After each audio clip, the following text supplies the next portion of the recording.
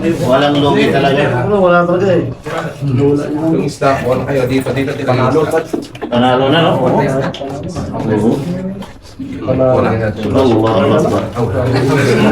Ay, wala yun.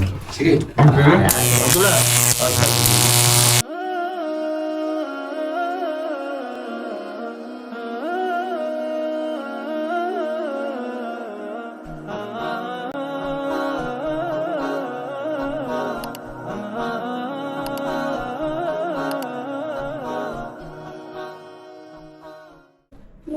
Na guys, pupunta kami ngayon sa Kalaustad. Vlogging. So, meron kaming salo-salo na naman. Alhamdulillah. So, ito yung pinaka masaya palagi eh. Salo-salo. So, hindi naman yung pinaka-essence nun eh. Pinaka-essence nun eh. Essence nung salo-salo namin eh, nagkikita-kita kami, babanding, at saka for the sake of Allah. Let's go. Okay guys, kita-kita tayo doon. Nandito na. Ito tayo, mashallah. Alhamdulillah, Rabbil Alamin. Let's go guys.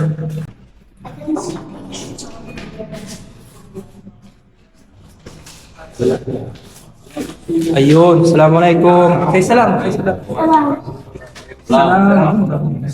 Daming ano, assalamualaikum. Pwede na po. Nalit yung video man. Okay. So sinabi ng propeta na sino ba ang sa inyo ang makakagawa ng libong kabutihan? Yung pagsasabi mo ng paggunita sa Allah ng pagsabi mo ng subhanallah at ikaw ay makakagawa ng 1,000 kabutihan at makakaalis ng 1,000 kasalanan. So, napakadali, di ba?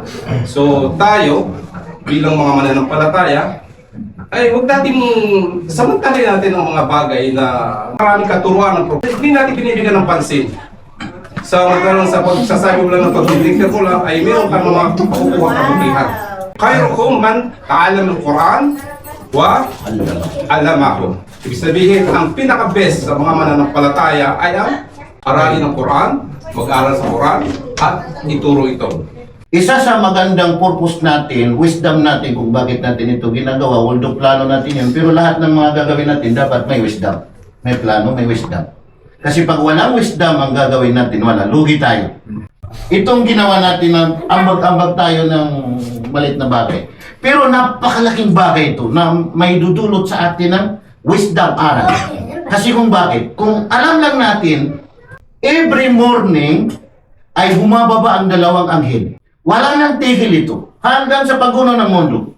Saka matitigil. Ang isa sa kanila ay magsasabi, Allahumma a'ti kulla munfiqin khalafa.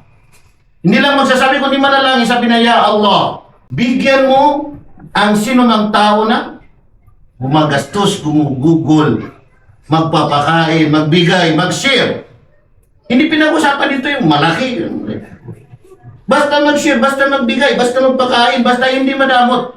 Kung na munfiqin, bawat tao na munfiq, gumagastos, magpapakain, mag-share, khalafa, ng kapalit nito na higit pa na mas mainam. Na. Ibig sabihin, napakaswerte yung tao na mahilig magpakain o mahilig chay halib, ba? Kasi pinakamainam sabi ng propeta yung sadaka ay sakyul ma, tubig. Alhamdulillah, mabubuo yung chay halib kung walang tubig. Napakainam na bagay na biya ng Allah. Na. Yun yung isa, manalangin. Pangalawang anghel na manalangin, sabi niya, Allahumma ati kulla mumsikin talafa. O Allah, bigyan mo itong tao na ito na mumsik. Ano yung mumsik? Kuripot, madamot, talafa. Bakil siya. Talafa, ano yung talafa? Masisira, mawawasak. Masisira yung kanyang kayamanan, yung kanyang pera. Masisira ang kanyang sarili. Magkapatong-patong na yung problema kasi kahit na kunting bagay. Napakaipit, napakalakas yun. Talafa. Allahumma a'ti kulla mumsikin talafa. So, ang dua ng mga anghel ay automatic na tinatanggap ng Allah subhanahu wa ta'ala. Yan ang pinakamainam na wisdom yung bakit natin ito ginawa. Dahil ang Allah subhanahu wa ta'ala ay nagbibigay na. Ibig sabihin, malaking gantimpala. At ilayo tayo sa mga bagay, o sa mga kaugalian, o sa mga tradisyon natin na kung minsan ay lumalabag tayo sa pananampalatayang Islam. Pasasalamat natin sa Allah Subhanahu wa Ta'ala. Yan ang huwag natin kalimutan. Huwag kalimutan ng bawat isa. Kasi bawat hininga natin ay dapat pasalamatan natin ang Allah Subhanahu wa Ta'ala. Kung minsan, yung pagsalam. Kasi kapag ano, baka mamaya, salamin ko to si Abdullah. Sabi niya, huwag mo sagutin siya sa Sweden. Paisal ka, baka mamaya utang yan ng walang pamasayan. Hindi. Kabilang yun sa ipinagutos si Prophet Muhammad sallallahu alaihi wasallam na sinabi niya, napakaganda. Takra'u salam. Kahit na lang. Assalamualaikum. Abu Rayyan. Assalamualaikum. Kasi pinaparating mo sa kanya ang tunay na kapayapaan. Dua yan eh. Assalamualaikum. Mapasayo ang kapayapaan. Sino bang tatanggi ng kapayapaan? Lahat ng mga gawin natin ay ugnay sa Allah Subhanahu wa Ta'ala. Yung adila natin, kailangan na parating nakakondiksyon sa Allah. Makita natin yung Alhamdulillah, Allahu Akbar, Subhanallah, Alhamdulillah, wala ilaha illallah, Allahu Akbar. Kasi yung hadith na isa, sabi niya, mismo Allah Subhanahu wa Ta'ala ang sumasabi sa'yo, la ilaha illallah, Allahu Akbar. 5 yan ha? La ilaha illallah wahda. La ilaha illallah la sharika la. La ilaha illallah lahul mulk wa lahul hamd. La ilaha illallah la hawla wa la quwwata illa billah. Ang lahat yan ay sinasagot ka ng Allah, sadaqta abdi. At sino man ang makapagsabi yan dahil sa mga riwayat, kung mabasa mo ng isang gabi, o di ka isang linggo, o di ka isang buwan, o di ka isang taon, at binawian ng tao, binawian ng buhay yung tao ay dito sa paraiso. So, maghirap ba kayo dyan? Pangalawa, yung pagbabasa ng Ayatul Kursi pagkatapos ng mga Salatul Mafruḍah. Huwag natin kalimutan yan. Napakaikli lang yan. Allahu la ilaha illa huwa al-hayyul qayyum. La ta'khudhuhu sinatun wa la nawm, lahu ma fis samawati wa ma fil ardh.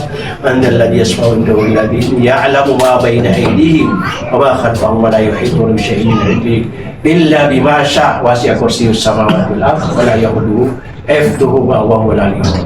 Yan ay hadith ni Abu Hurairah radhiyallahu ta'ala anhu, muttafaqun alayh.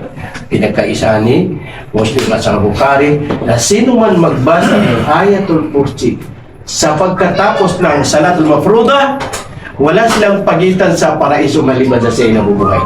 So lahat ng kautusan ng Allah Subhanahu wa Ta'ala para sa atin. So insyaAllah ta'ala, mapasa inyo lahat ang mabubuting gawain insyaAllah ta'ala, ibigay sa inyo ng Allah Subhanahu wa Ta'ala tunay na kaalaman. Yan ang makuha ko sa inyo. Ito, talaga ito si Mujahid nung gridon ka nung nag-isa. Nabi naman ako. Pala mo na yun. Allahu Akbar. Nakuha ko ito. Inshallah ta'ala, ang aking padalin sa Allah Subhanahu wa Ta'ala, maangkin ninyo ang tunay na kaalaman. Rabbana atina fid dunya hasanah wa fil akhirati hasanah wa qina adhaban nar. Alhamdulillahi rabbil alamin. Kung wala tayong malino na layunin ng pagiging ikhlas o dalihin ang ating hangarin na tayo ay magkakamit ng gantimpala ng paraiso mula sa Allah Subhanahu wa Ta'ala, ito'y walang kabuluhan lahat. Masasayang lang ating pinagpagulan sa lahat ng ating mga gawain. Malinaw na titingnan yung ating mabilang. Sabi ng sugo ng Allah, innamal a'malu binniyat wa innama likulli imri'in ma nawa.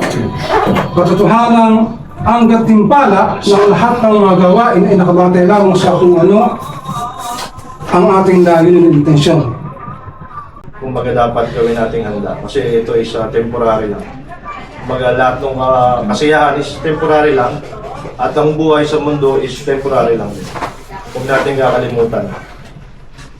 Sinabi nga sa Quran, Ya ayyuhalladhina amanu ittaqu Allah haqqa tuqatih wa la tumatuna illa wa antum muslimun. o kayong masampalataya kay Allah, matakot kayo ng tunay na pagkatakot. Huwag kayong mamatay, maliban na kayo ay isang Muslim. Wala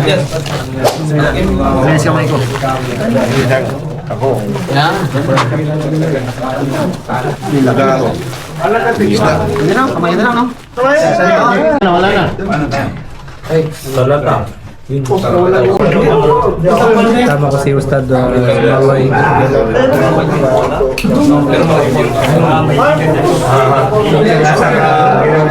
Ito yung Ustad ko sa Akida. Way back 3 years ago.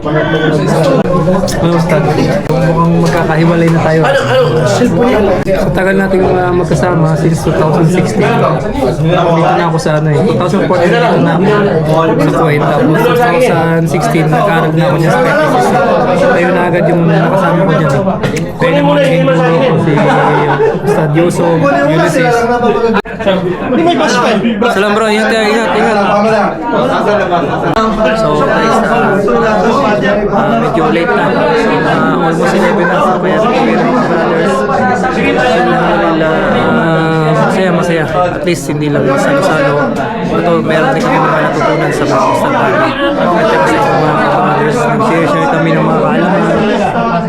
At saka yung wisdom. Yung pagsasalo-salo ay hindi naman sa salo-salo. Ito ay merong halaga sa aming pagkakapatiran. Sa pananampalataya ng Islam at saka sa mga especially sa Allah subhanahu wa ta'ala. Ito ay itong pagsasama-sama namin ay para sa Allah subhanahu wa ta'ala. Salamat sa inyo sa panonood. Assalamualaikum warahmatullahi wabarakatuh.